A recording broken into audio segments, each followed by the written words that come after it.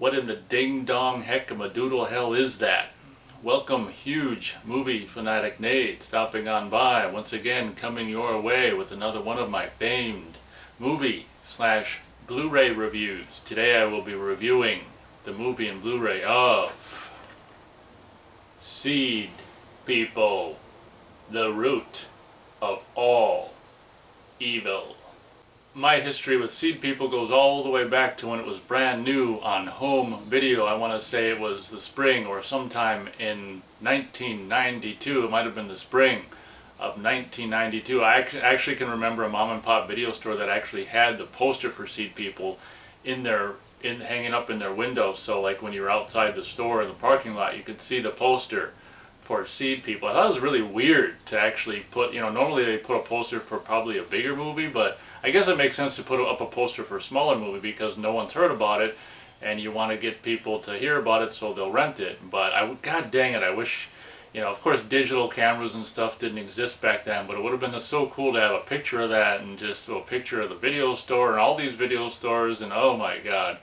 But anyway, I mean, obviously being pretty much a fan of Full Moon since day one, I'm pretty sure I saw Puppet Master in 1990, so I've pretty much been doing Full Moon ever since Full Moon began. So by 1992 we were well into Full Moon, universe with Puppet Master. Even though I hadn't seen it at the time, they did Shadow Zone and I don't know if they would have done Doll Man yet, or Demonic Toys. I think they'd probably done, did they do Doll Man? And I know they did Demonic Toys, Crash and Burn and stuff. So by 92 we were kind of well in. I think they did, yeah, Puppet Master 2 and 3 came out before 92. I think those came out in 91. So by 92 we were really, there's already a decent amount of Full Moon movies. So I can't remember when I first would have saw this, if it would have been 92 or maybe it was 93. But at any rate, I did see it in the early 90s, not too terribly long after it came out. And I actually must have liked it enough at the time to actually get the original VHS of Seedpeople, and I'll probably be doing a separate showcasing video of that. But just to prove that I am, a big enough fan of Seedpeople to have gotten the original VHS, I just wanted to prove it to you, so you didn't have to take my word for it. So this movie is basically an Invasion of the Body Snatchers ripoff, but so funny is just like with so many Full Moon movies, in the credits it says based on an original idea by Charles Band. It's just like, I don't know about that. It's an original idea that he had based off of watching Invasion of the Body Snatchers, but anyway, that's another story.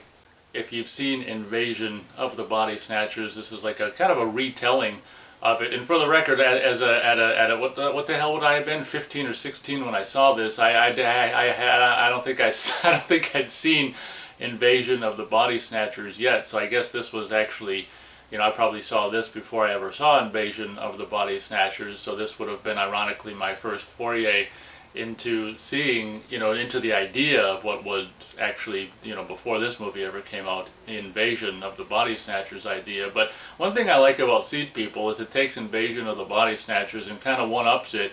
I'm not saying it's better or anything, but I do like what Seedpeople does by using the Body Snatchers idea and kind of turning it into, using that same premise and kind of turning it into a creature feature. At the same time, this movie's got three kind of different notable monsters that are humans that turn into these three monsters. You might want to call these three monsters, the three major, or the three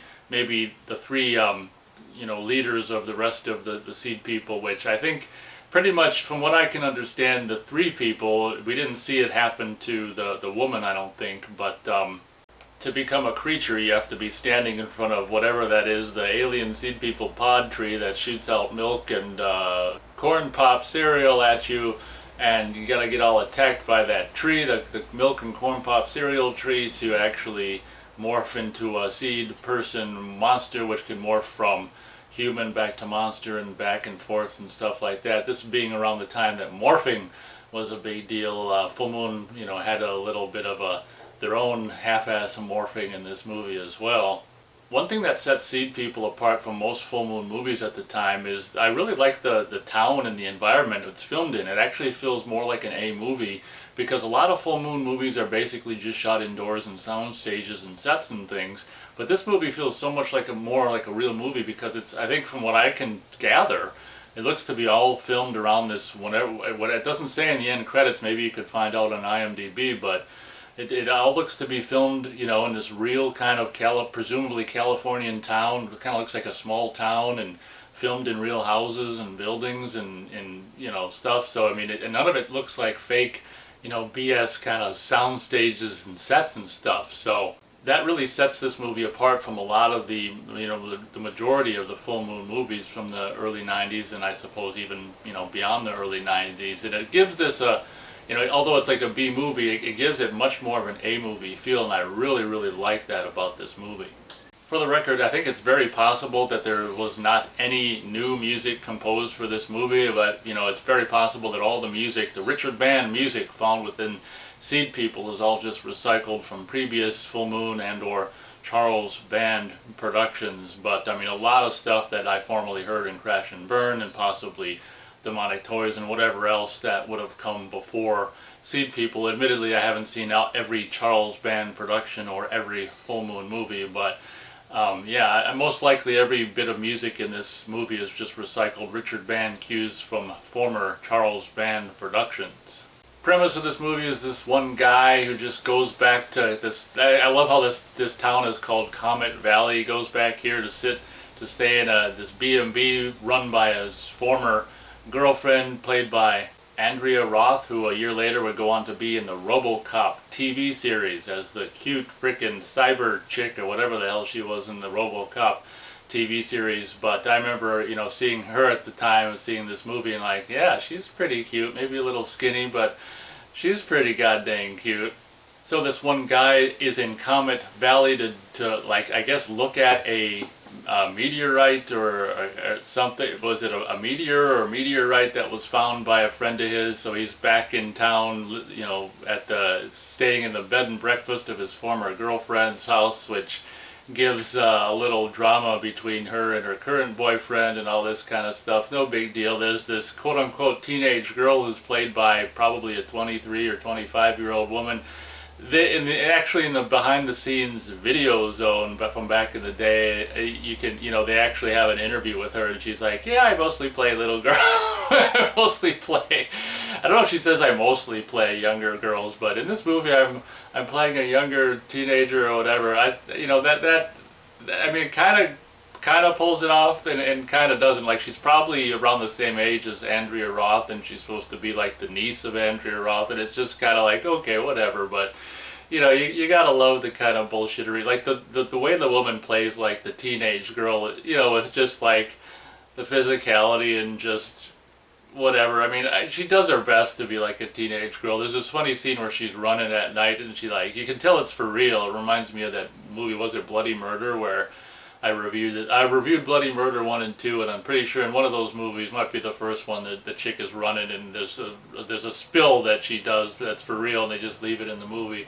I show it in my review as well, but there's this chick playing a teenager, this 20-something playing a teenager, falls dead straight on her ass in this movie at night, and it's just like, ah, god dang it, that must have hurt. But I think she gets up and keeps running or whatever, but god, it looked like it hurt. Like, just bam. I don't know what sent her legs out from under her, but, well, she was running down a hill. But anyway, it's funny seeing this 20-something-year-old woman playing a teenage girl or whatever, but admittedly not a whole hell of a lot goes on in this movie. I mean, a lot of full moon movies are more or less kind of just filler or whatever, but I will say, like, unlike stuff like maybe Demonic Toys, where I've talked about this so much in full moon movie reviews, where it's just like looking around and really just completely wasting time. Like, this movie doesn't feel like that bad for me. Like, the majority of it is actually, they keep it interesting, and there's not so much of that blatant filler. Like, the filler in this is actually, you know, dialogue scenes and stuff and whatever and stuff. So, like, I can't express how much I really just like the atmosphere of the little Comet Valley town they're filming in. You know, it really, as I already said, makes this feel like much more of a bigger movie than it is.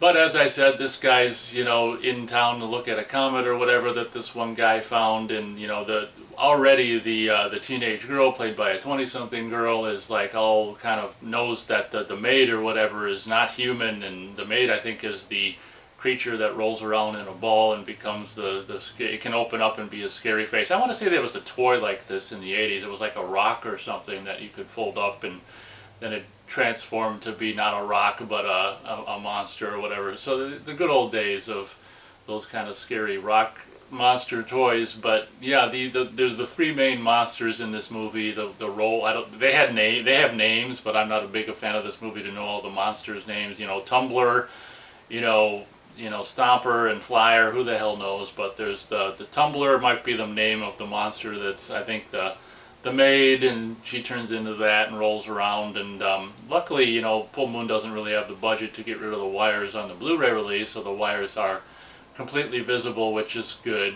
I mean, you don't want to lose those wires. But then you've got they actually had an individual with no legs. I'm glad people like that can actually get work in movies, and it's really, really appreciative that people like that, are, people with no legs or missing whatever kind of limbs, whatever, can get work being monsters and stuff in movies. So this is one guy with no legs plays the one who's like walks, I don't know, we'll just call him a Stomper, the one who's got a big scary face and two arms and walks with his arms / legs, whatever. And then you got of course no one is in, probably the only monster that anyone's probably in is the walker one.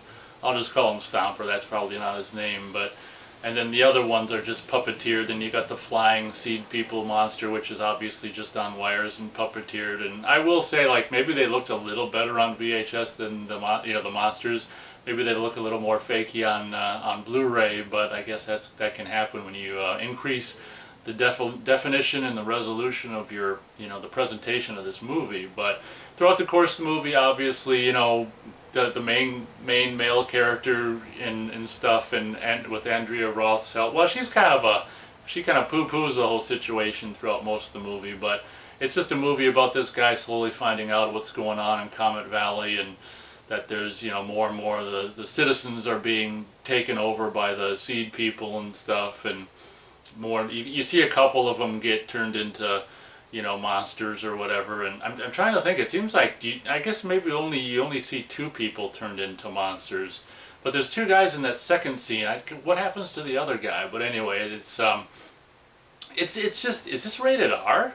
This is rated R. Like, yeah, I don't know if there's really anything that would even make it rated R per se. Is there swearing? Or there's definitely no nudity, or not a whole hell of a lot of violence. I'm actually kind of surprised it's rated R, honestly, but there must be swearing in it, and enough, I guess, Seedpeople violence or mayhem to warrant the R rating, obviously, because it's rated R. But yeah, I guess that's basically the premise of this movie. There's this one older guy who's, you gotta always have the doc. I think they call him Doc, I can't remember, but the older guy who's wearing the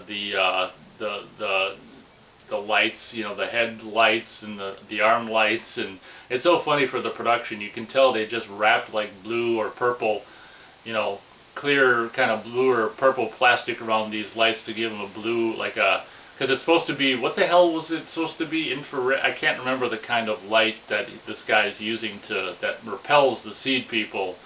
Ultraviolet? I can't remember. It's some kind of light, special light that, that has detrimental effects to the Seedpeople, and can actually turn people that are, one different about this movie than compared to Body Snatchers is if a big scary monster just reaches out its arms and turns a person into like a drone or whatever, they can be turned back to human with just this special whatever it is is it ultraviolet? Might be ultraviolet light, so they're not gone forever if they're turned into a seed person drone. I think they're gone forever if they're turned into a seed person monster, but if they're simply turned into a seed person drone, they can be saved with, I think it's ultraviolet light. With a very sparse running time of somewhere around 80 minutes, obviously this movie isn't very long and doesn't have to exist so terribly long for it to do what it set out to do, which is create some Invasion of the Body Snatchers rip-off, slash adding a Monster Mayhem to it. You know, unfortunately, let's face it, it would have been nice to have a little toplessness. Maybe there's a little strip club in this nice town of Comet Valley. Who knows? They could have. I'm surprised Charles Band didn't throw some toplessness in here, but I don't think there isn't any toplessness in here, unfortunately. But I guess you can always just go online and see some toplessness if you want to see some toplessness. Just pause the movie, go look at a topless picture, and resume, and then you've got your toplessness. But yeah, what would my star rating for Seedpeople be? I mean, I can probably, like, let's face it, even though it's like, you know, kind of seems a little more big budget than most full moon movies because of the town and stuff it's filming in. I probably can't go any higher than 2 stars out of 4 stars for Seedpeople, just because, let's face it, I mean, even though I really like the environment it's shot in and stuff, and you know, the Andrea Roth is cute, and you know, the goings on are fun. It doesn't blow your ass off. Don't get me wrong. Like, don't let the star rating give you the wrong idea. Like, I mean, obviously I got this VHS back in, you know, the 90s, so obviously I liked the movie enough to have gotten that. And I did get the DVD that Full Moon put out, you know, probably the first couple of years of the 21st century and things, back when they were, the Paramount still owned the movies, like the Full Moon movies from the 90s, so Charles Band did this really sleazy kind of just bullshit thing where it's like, okay, I can't legally release the Full Moon movies in the North America on DVDs, so I'll print up, you know, packaging that says Kangaroo Video, and I'll pretend they're Australian imports, and it's just like, oh god, what a guy, Charles Band. Kangaroo, like, okay, let's see, what can I think of for an Australian home video label? Boing!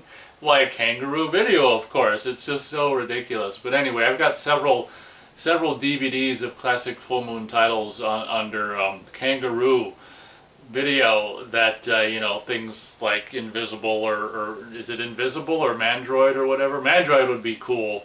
Well, both of those movies would be cool for Blu-ray releases. I don't think those are on Blu-ray yet, but you know, Robot Wars, all these titles and Seedpeople that I got on DVD in the, you know, the first years of the 21st century, you know, early 2000s, are all under the banner of Kangaroo Video, which is just hilarious. But I guess that'll be my review for Seedpeople. Now on to my review of the recently released, this year I think, 2024 Seedpeople Blu-ray. So something I keep forgetting to mention in all these recent Full Moon Blu-ray reviews is one thing I don't like about the recent Blu-ray releases is that they, just like, you know, is kind of the staple with most big modern film studios, and I'm surprised honestly that Charles Band does it, is that he, you know, if you've got like by this time, I think it happened for either it might have happened for Puppet Master 2 or Puppet Master 3. I can't remember when the Full Moon logo first was appeared in a Full Moon movie, but the classic early 90s, it comes up and it dissolves into this and that, and you've got sounds of whatever, and the big explosion sound. You know, if you've seen the early 90s original Full Moon logo before Full Moon movies, you know what the hell I'm talking about. For some of these more recent Full Moon Blu-ray releases, unfortunately they've replaced that with the current modern day, you know, CGI Full Moon logo, which admittedly is a cool logo, but you know, put that logo on the new movies, I'm fine with that, but leave in my opinion, leave the you know, part of the whole reason you're getting these old movies is because you like the old movies, and this is probably a video topic that could be all its own, and a lot of people I've seen online and forums of stuff share my point of view, which is not liking this thing of taking an old movie and replacing the old studio logo with the more modern version before an old movie. It just makes no sense at all, because the old logo should go with the old movie. I mean, it's just kind of common sense kind of stuff. So right off the bat, and I kept on forgetting about it with a lot of my recent Full Moon Blu-ray reviews, like Shrunken Heads, I think is the same problem, and probably so many of the other recent Full Moon Blu-ray releases of their older films, where they take the classic early 90s logo, Full Moon logo, and replace it with their newfangled, you know, CG logo that's happening now. Big thumbs down for that decision. I don't agree with that at all. But luckily, like Shadow Zone, I don't think that movie came out before they had that Full Moon logo, I think, so that wasn't an issue. But this movie actually had, I'm pretty sure this one would have had that Full Moon logo that is now replaced. with the newfangled one, which is a bummer. But other than that, like the video quality, oh mama.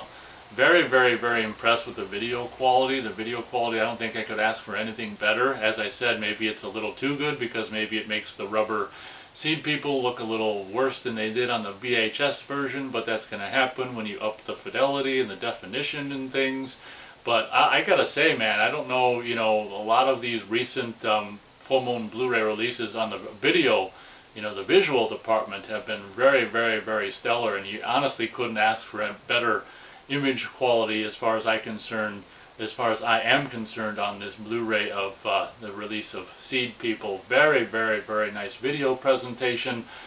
On the audio front, it's not so amazing. It's probably a little bit of a disappointment. I'm pretty sure when I watched and reviewed Shadow Zone, the recently released Blu-ray of Full Moon's Shadow Zone, I'm pretty sure that the stereo, that Blu-ray is in stereo, and I've talked about this so many times in my Blu-ray release reviews of Full Moon titles that, you know, it seems like you can either be hit or miss, and a lot of times miss, and unfortunately this is a miss in the audio department as well, where you've got most likely mono audio. I mean, obviously in the early 90s, you know, Full Moon was doing their ultra stereo, and this was obviously from day one on VHS and Laserdisc, this would have been ultra stereo and a nice stereo 2-channel mix for your, you know, home video, your VHS and Laserdisc releases in the early 90s. Unfortunately, I can't remember the DVD on Kangaroo Video that I've got. Very, very possible that that's mono as well.